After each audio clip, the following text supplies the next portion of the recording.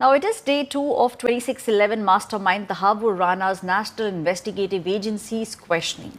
Just hours after the special NIA court allowed 18-day custodial, now Tawahur Rana's NIA questioning has begun. As per sources, on day 1, Rana was questioned only for 3 hours. He gave very vague answers, claiming he does not even remember anything.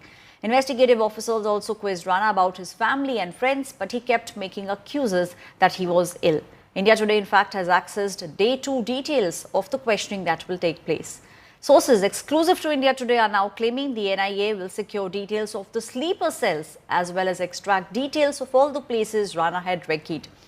Credit is also taking place with regards to Tawahur Rana's extradition. There is a political war that we can see playing in front of our eyes. The opposition has slammed BJP for playing the credit politics, claiming UPA government did the groundwork for Rana's extradition. The BJP has hit back, claiming that terror attacks were on a rise under Congress's rule and Modi government is bringing terrorism from foreign lands and punishing them. He is the master conspirator. वो पाकिस्तान में ही बैठ के वहाँ से instruction देता रहता था. यानी वो जो 10 टेररिस्ट यहाँ पे आए थे और वो जो ट्राइडेंट में और इधर उधर फैले हुए थे, उनके साथ भी वो रेगुलर फ़ोन पे कांटेक्ट में रहता था. डेविड हेडली के साथ भी वो रेगुलर फ़ोन में. देयर आर 231 उसके जो कॉल्स है between David Headley and himself. So he is one of the main conspirator. ये बहुत हाई फाई था. वो जो सड़क छाप लड़के थे, यानी कसाब भी वो उन सड़क छाप के में से एक था. तो आई डोंट थिंक वो लोग इतने हाई फाई के अंडर में थे. उनके अंडर में जो बीच के कमांडर्स जो है वो होंगे. कसाब ने कभी इसका जिक्र नहीं किया था.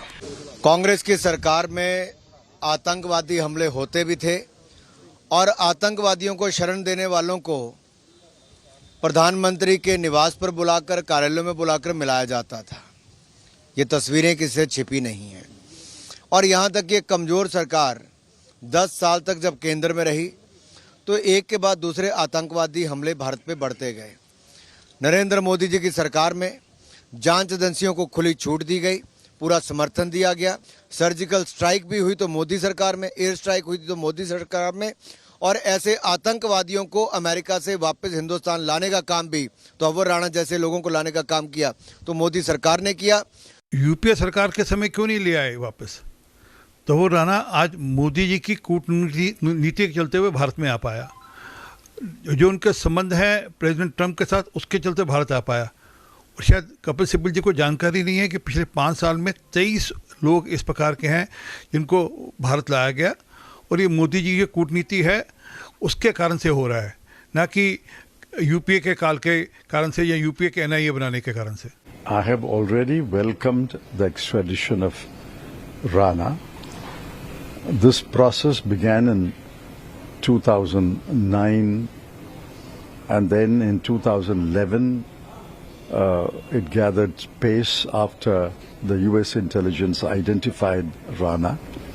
It's taken a long time. I remember in our time in the UPA, Minister Salman Khurshid and the Foreign Secretary Ranjan Mathai played an important role. And I'm sure in the present Modi government also, several foreign secretaries and several foreign ministers have played a role. First of all, you have to understand that Indian government is a continuum. It does not mean that one lot of political party takes credit and other doesn't take credit. It's the Indian government. It's the Indian system. This has been done by the Indian government.